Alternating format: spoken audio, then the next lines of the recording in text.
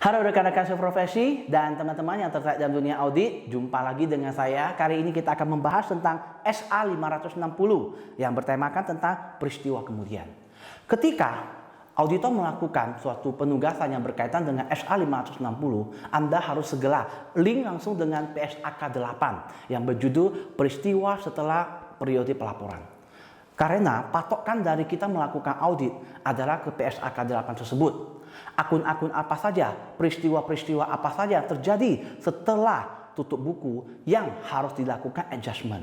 Ada juga peristiwa yang terjadi setelah tutup buku yang tidak memerlukan adjustment sama sekali.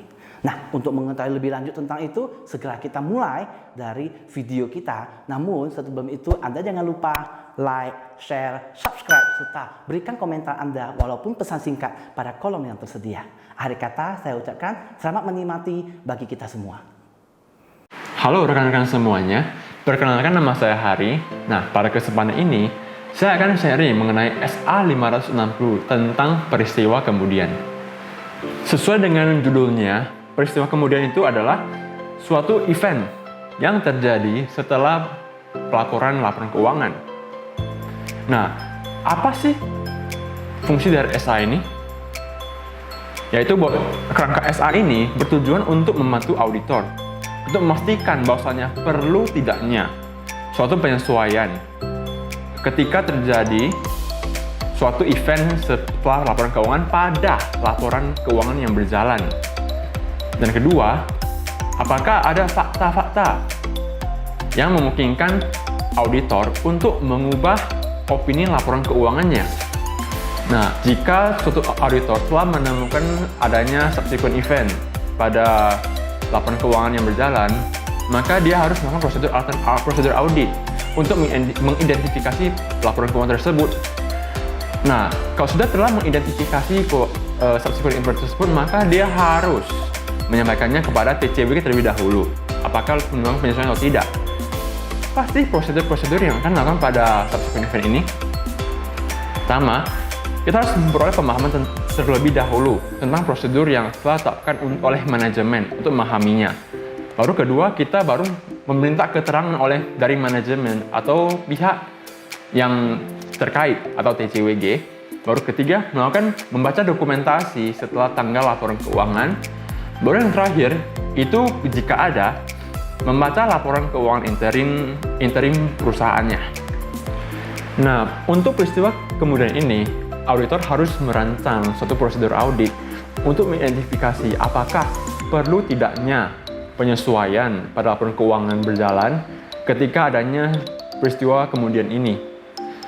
Nah, jika memang adanya peristiwa kemudian yang diharuskan melakukan penyesuaian, maka kita harus cek apakah penyesuaian ini telah sesuai dengan kerangka pelaporan keuangan. Nah, terdapat beberapa prosedur audit yang diperlukan terkait dengan subsequent event ini. Yang pertama, kita pasti memperoleh pemahaman tentang prosedur yang telah ditetapkan oleh manajemen untuk memahami subsequent event ini. Baru kedua, kita meminta informasi kepada manajemen terkait subsequent ini yang kemungkinan dapat mempengaruhi laporan keuangan. Baru ketiga, kita membaca sumber dokumentasi, lebih tepatnya berita tentang subsequent event yang terjadi pada perusahaan ini yang bisa berpengaruh pada laporan keuangan. Baru keempat, jika memang ada perusahaan ini, dimintalah laporan keuangan interim untuk memahami adanya subsequent event tersebut. Nah, peristiwa kemudian juga tertera pada representasi tertulis manajemen yang menuliskan bahwa seluruh peristiwa yang terjadi setelah tanggal laporan keuangan dan memerlukan penyesuaian dan pengungkapan telah sesuai dengan kerangka pelaporan keuangan yang berlaku. Nah, para peristiwa ini bisa ditemukan pada saat telah dilakukan penerbitan laporan auditor, namun sebelum penerbitan laporan keuangan secara keseluruhan. Nah, pada waktu ini, auditor tidak perlu melakukan prosedur audit lagi karena telah diterbitkan laporan auditor.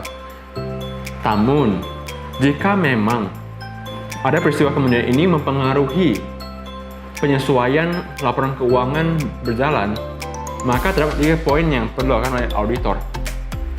Pertama, membahas hal tersebut dengan manajemen dan jika relevan dengan pihak TCWG. Kemudian kedua, menemukan apakah laporan keuangan tersebut memerlukan perubahan dan jika demikian, meminta keterangan bagaimana manajemen akan memperlakukan laporan keuangan tersebut. Nah, bila perundang-undangan tidak membatasi manajemen untuk membatasi perubahan laporan keuangan karena ada peristiwa kemudian ini, dan juga pihak yang bertanggung jawab ini juga menyetujui bahwa laporan keuangan itu tidak dibatasi persetujuan terhadap perubahan yang bersangkutan, maka auditor diizinkan untuk membatasi prosedur audit atas peristiwa kemudian yang disyaratkan. Dalam beberapa yurisdiksi, memang manajemen mungkin tidak dipersyaratkan untuk menerima laporan keuangan yang telah diubah. Oleh karena itu, auditor itu tidak perlu menjadi suatu laporan keuangan yang sesuaikan. Yang bisa lakukannya adalah pertama, menggantikan opininya yang diserahkan dan kemudian menyerahkannya kepada manajemen. Kemudian kedua, memberitahu manajemen agar tidak menerbitkan laporan keuangannya dan kepada pihak ketiga sebelum terjadi perubahan. Ini terkait dengan kepercayaan atas isi laporan keuangan yang diterbitkan. Nah, jika ada kemungkinan peristiwa kemudian ini manajemen langsung mengubah laporan keuangannya, maka auditor itu bisa melakukan 4 cara. Yang pertama, melakukan prosedur audit yang diperlukan atas perubahan tersebut.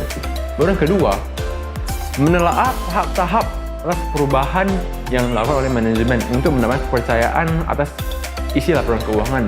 Kemudian yang ketiga, memperluas prosedur audit atas perubahan yang dilakukan oleh manajemen. Baru keempat, jika mungkin bisa, mengubah laporan auditor yang baru. Nah, kadang-kalanya adanya peristiwa kemudian ini yang diharuskan melakukan penyesuaian, namun manajemen menolak untuk melakukan penyesuaian tersebut. Nah, apa sih yang harus dilakukan oleh auditor?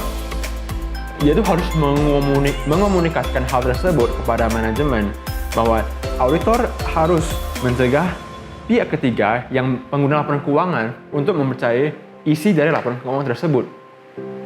Dan jika relevan, dan memang jika manajemen masih tidak mau mengubahnya, maka auditor harus mencegah adanya kepercayaan juga pada isi dari laporan auditornya.